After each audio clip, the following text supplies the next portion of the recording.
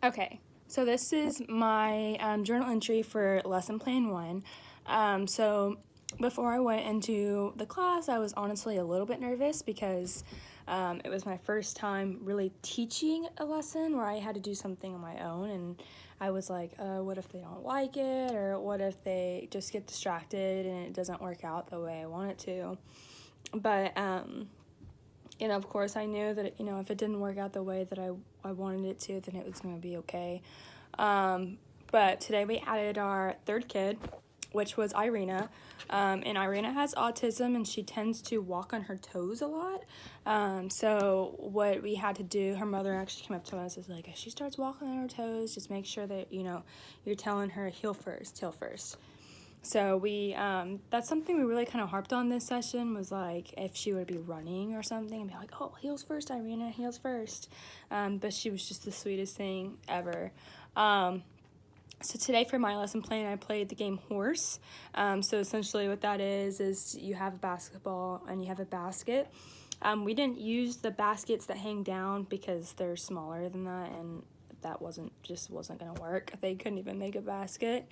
So we actually, sounds weird, we actually got a grocery cart, and because the other goal was taken, so we had to improv here. And we had like a ball, and you had to try to make it in the grocery cart. But essentially what it was is, say if I were to start the game and I would stand in one spot and throw the ball and I made it, then the person next to the line would have to stand in the same spot I stood in and also make the ball. And it just keeps on going until someone misses, and then the next person gets to choose the next spot or whatever. So it was a really fun game. They really liked it. They really enjoyed it.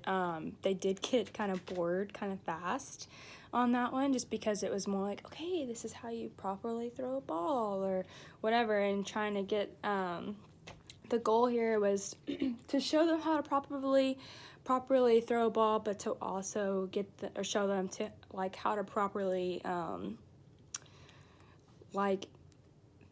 throw for accuracy, if that makes sense. So what I realized is Irina and Alexa are like very talkative. They're very like, pick me, do this, do that, do this to me, or whatever. And so Akai was a little bit more on the down low. She didn't really want all that attention. She didn't want you. At first, she was a lot more shy. So I think that a big goal for the next session is to get her to kind of get out of her shell a little bit. Kind of get her to be like, okay, I want to do this, or I want to do that. So yeah, I think that the session went better today. Like whenever they were like, oh, I'm tired of this game, we're like, okay, play one more round and we'll play whatever game you want to play at the end of the day or whatever. And that like instantly motivated them. They wanted to like do it because they wanted to play Duck Duck Goose, or Irina loves tag, so we played tag at the end as well.